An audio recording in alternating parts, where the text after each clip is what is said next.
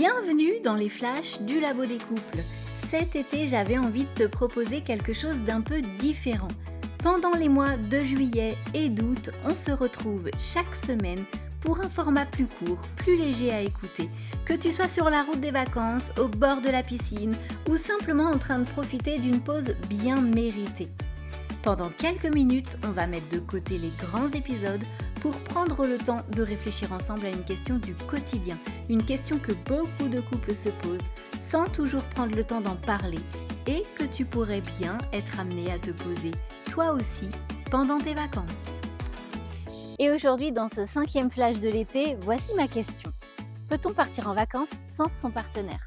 C'est une question qui suscite souvent des réactions très différentes. Pour certains, la réponse est immédiate. Bien sûr que oui. Pour d'autres, l'idée paraît presque inconcevable. Après tout, les vacances ne sont-elles pas justement l'occasion de se retrouver, de partager du temps ensemble et de créer des souvenirs à deux ? Alors aujourd'hui, je ne vais pas essayer de répondre par oui ou par non, parce qu'au fond, je crois que ce sujet est beaucoup plus intéressant que ça. Quand on parle de vacances en couple, on a parfois tendance à penser qu'il existe une bonne façon de faire, comme si certains choix étaient plus amoureux que d'autres. Comme si partir ensemble était forcément mieux, ou au contraire, comme si partir séparément était forcément plus moderne ou plus sain. Mais la réalité est souvent beaucoup plus nuancée. Pour beaucoup de couples, les vacances représentent l'un des plus beaux moments de l'année. Enfin du temps, enfin de la disponibilité, enfin la possibilité de vivre autre chose que les contraintes du quotidien. Pendant plusieurs mois, on a couru après le temps, entre le travail, les enfants, les obligations, et tout ce qu'il faut gérer, les moments à deux sont parfois rares. Alors, lorsque les vacances arrivent, certains couples savourent tout simplement le plaisir d'être ensemble. Ils aiment partager les découvertes, les visites, les paysages, les repas, les imprévus. Ils aiment construire des souvenirs communs. Ils aiment pouvoir se dire plusieurs années plus tard, tu te souviens de cette plage, tu te rappelles de ce resto, tu te souviens de cette galère qui nous faisait rire.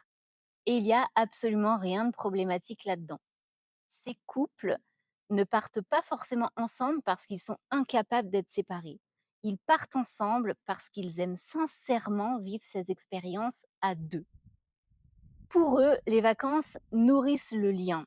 Elles renforcent la complicité, elles permettent parfois de se retrouver autrement et c'est une très belle chose.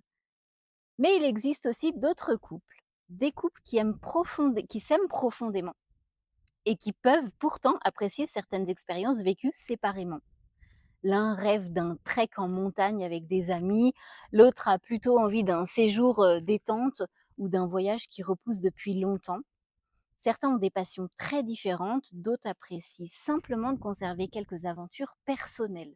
Et là encore, il n'y a rien de problématique, parce que pour eux, ces expériences individuelles ne sont pas une menace pour la relation. Elles font partie de leur équilibre. Ils reviennent avec des histoires à raconter, des souvenirs à partager, des expériences qui enrichissent aussi le couple. Et finalement, ces moments vécus séparément peuvent parfois créer autant d'échanges que les vacances passées ensemble. Alors, où se situe le véritable sujet ? Je crois qu'il apparaît lorsqu'un même choix n'a pas la même signification pour les deux partenaires. Parce que partir ensemble ou partir séparément n'est pas forcément le problème. Ce qui compte souvent davantage, c'est ce qui se cache derrière cette décision. Par exemple, partir ensemble peut être un choix merveilleux lorsqu'il est porté par l'envie, par le plaisir d'être à deux, par le plaisir de partager.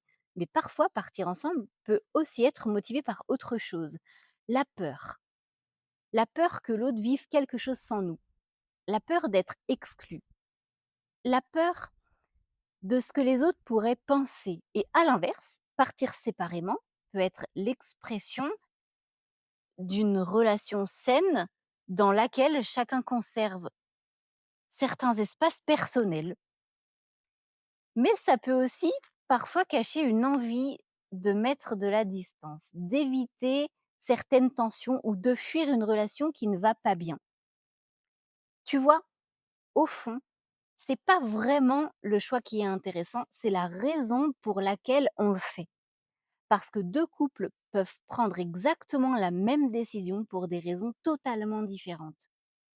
Et c'est souvent là que se trouve la clé. Au lieu de se demander ce qui est normal ou ce qui ne l'est pas, on pourrait peut-être se demander pourquoi on a envie de cette formule-là. Qu'est-ce qu'elle apporte à notre couple? Qu'est-ce qu'elle dit de nous? Et parfois, ces questions sont beaucoup plus révélatrices que la destination en elle-même. Alors, peut-on partir en vacances sans son partenaire? Oui, comme on peut aussi choisir de partir systématiquement ensemble. Aucune de ces options n'est meilleure que l'autre, parce qu'au fond, partir ensemble n'est pas forcément une preuve d'amour. Et partir séparément n'est pas forcément un manque d'amour.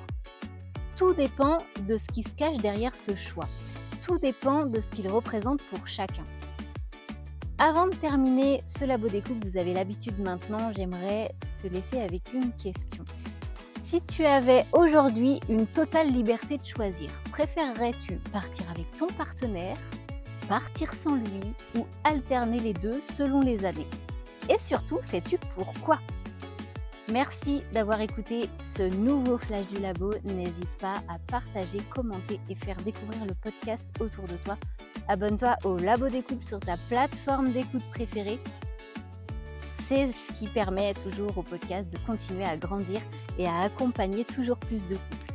Je te retrouve la semaine prochaine pour un nouveau Flash de l'été. D'ici là, prends soin de toi et de ton couple et à très vite dans le Labo des couples.